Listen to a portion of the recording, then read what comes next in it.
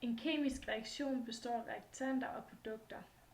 Reaktanterne befinder sig i reaktionsbrøken Y, og produkterne befinder sig i ligevægtskonstanten Kc.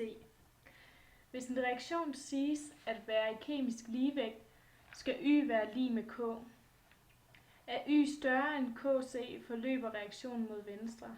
Er Y mindre end Kc, forløber reaktionen mod højre.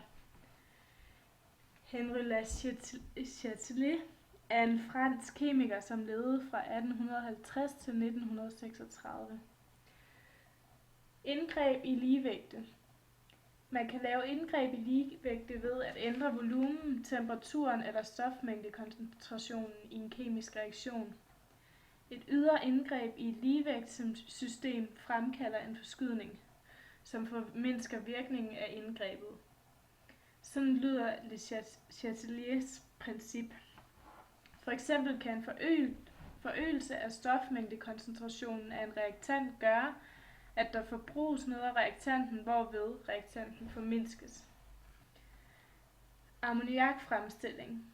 Ud fra Le Chatelets princip skal ammoniakreaktionen køre ved højt tryk, da ligevægten så søger hen mod færrest mol gasser. Og ved lav temperatur,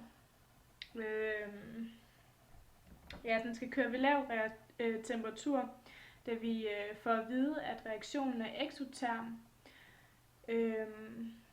Og ifølge Le Chatelet sker en forskydning i den eksoterme reaktionsretning, hvis temperaturen sænkes.